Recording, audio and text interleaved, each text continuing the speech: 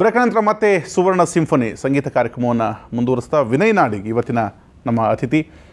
ವಿನಯ್, ಭಾವಗೀತೆಯೊಂದಿಗೆ ಅವಿನಾಭಾವ ನಂಟನ್ನು ತಾವು ಹೊಂದಿದ್ದೀರಿ. ತಮ್ಮ ಈ ಭಾವಗೀತೆಯ ಯಾನ ಪ್ರಾರಂಭ ಆಗಿದೆ ಹೇಗೆ?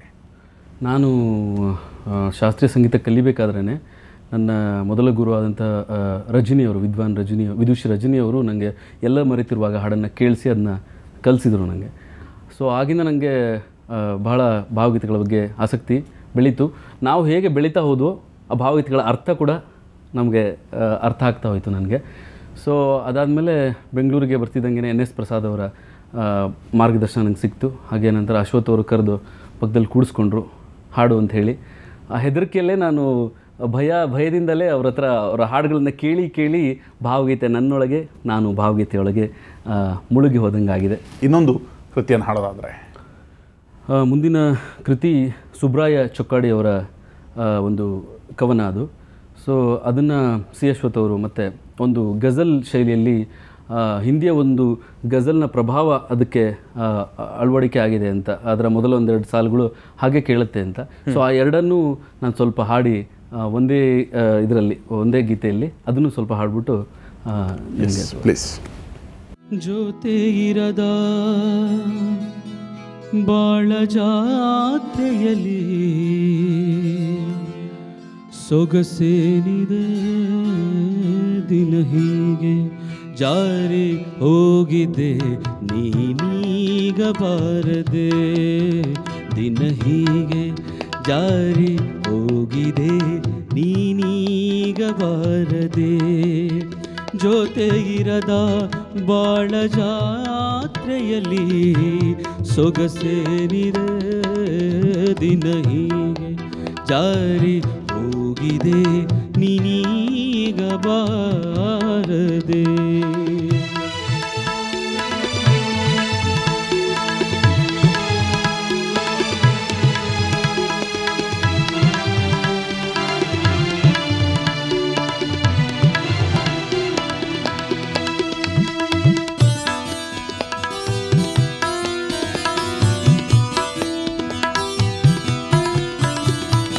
ಅರಳಿ ಅನೇಕ ಹೂಗಳು ಬರಿದೆ ಕಾದಿದೆ,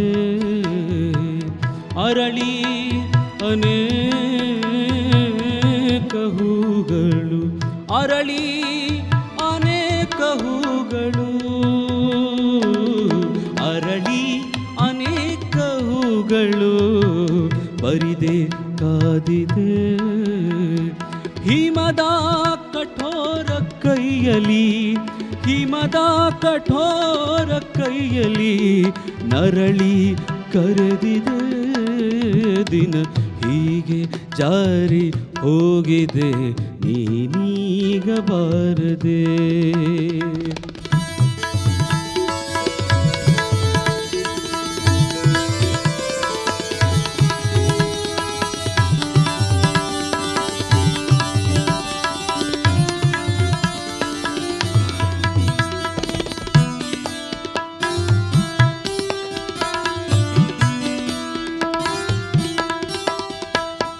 कल शब मुझे बेशक्ल की आवाज़ ने चौंका दिया,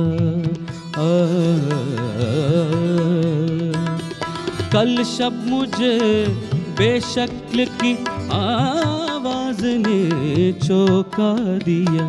मैंने कहा तू कौन है, मैंने कहा तू कौन है, उसने कहा आवारगी ये दिल, ये पागल दिल मेरा क्यों बुझ गया.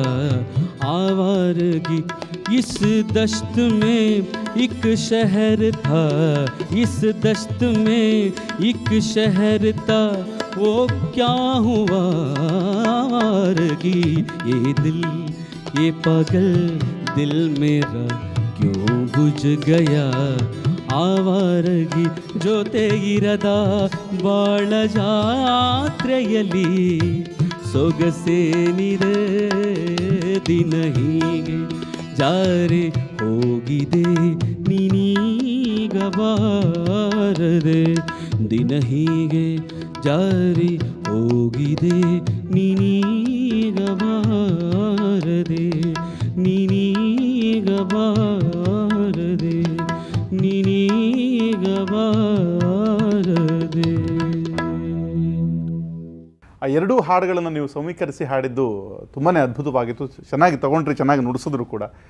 ಒನ್ಸ್ ಅಗೇನ್ ಮತ್ತೊಂದು ಒಳ್ಳೆಯ ಅನುಭವ ಅಂತ. ಹೌದು, ಇಬ್ಬರು ಕಂಪೋಸರ್ಗಳು ಕೂಡ ತುಂಬ ಗಟ್ಟಿಯಾದ ಕಂಪೋಸರ್ಗಳು. ಹಾಗೆ ಗುಲಾಮ್ ಅಲಿಯವರ ಗಜಲ್ಗಳನ್ನು ಹಾಡೋದೊಂದು ತುಂಬ ಕಷ್ಟವಾದ ಒಂದು ದೊಡ್ಡ ಯಾಗ ಮಾಡ್ದಂಗೆ. ಅದು ಏನೋ ಸಣ್ಣ ಪ್ರಯತ್ನ ಮಾಡಿದ್ದೀನಿ ಅಷ್ಟೇ ನಾನು. ಎಸ್ ನಿಜಕ್ಕೂ ಒಂದು ಖುಷಿ ಕೊಡುವಂಥದ್ದು. ಈ ರೀತಿಯಾದಂತಹ ಪ್ರಯೋಗಗಳು ನಡೆಯಲಿ. ನಾವಾಗಲೇ ಹೇಳಿದ ಹಾಗೆ ಕವಿ ರಚನೆಗಳು ಮನವನ್ನು ತಲುಪಿಸಿದ ಆ ಖ್ಯಾತಿ ಮತ್ತು ಆ ಪರಂಪರೆಯನ್ನು ಮುಂದುವರಿಸಿ ಮುಂದಿನ ಎಲ್ಲ ದಿನಗಳು ಹಸನಾಗಿರಲಿ ಅಂತ ಈ ನವರಾತ್ರಿಯ ಶುಭ ಸಂದರ್ಭದಲ್ಲಿ ಹಾರೈಸ್ತಾ ಕಾರ್ಯಕ್ರಮಕ್ಕೆ ಬಂದಿದ್ದಕ್ಕೆ ವಿನಯ್ ನಾಡಿಗ್ ಧನ್ಯವಾದಗಳನ್ನು ಸಲ್ಲಿಸ್ತೀವಿ. ಕಾರ್ಯಕ್ರಮದುದ್ದಕ್ಕೂ ಹಿತವಾದಂಥ ಕೀಬೋರ್ಡ್ ಸಾಥ್ ಕೊಟ್ಟಂಥ ಹಿರಿಯರಾದ ನಾಗಭೂಷಣ್ ಉಡುಪ ಅವರಿಗೂ ಕೂಡ ಧನ್ಯವಾದಗಳನ್ನು ಸಲ್ಲಿಸ್ತೀವಿ. Thank you ಉಡುಪ್ರೆ. ಹಾಗೆ ಪ್ರತಿ ಹಾಡಿಗೂ ಕೂಡ ಹಾಡಿನ ಜಾಡಿಗೆ ಸರಿಯಾದಂಥ ಲಯವನ್ನು ಕೊಟ್ಟಂತಹ ತಬಲಾವಾದಕರಂಥ MC ಶ್ರೀನಿವಾಸ್ ಅವರಿಗೂ ಕೂಡ ಧನ್ಯವಾದಗಳನ್ನು ಸಲ್ಲಿಸ್ತೀವಿ. ಇದು ದಸರಾ ಪ್ರಯುಕ್ತದ ಸುವರ್ಣ ನ್ಯೂಸ್ನ ವಿಶೇಷ ಸಂಗೀತ ಸರಣಿ ಸುವರ್ಣ ಸಿಂಫನಿಯ ಮತ್ತೊಂದು ಸಂಚಿಕೆ. ನಾಳೆ ಇದೇ ಸಮಯಕ್ಕೆ ಮತ್ತೊಂದು ಕಾರ್ಯಕ್ರಮದೊಂದಿಗೆ ನಿಮ್ಮ ಮುಂದೆ ಬರ್ತೀವಿ. ನೇರ ದಿಟ್ಟ ನಿರಂತರ ಸುದ್ದಿಗಾಗಿ ನೋಡ್ತಾ ಇರಿ ಸುವರ್ಣ ನ್ಯೂಸ್.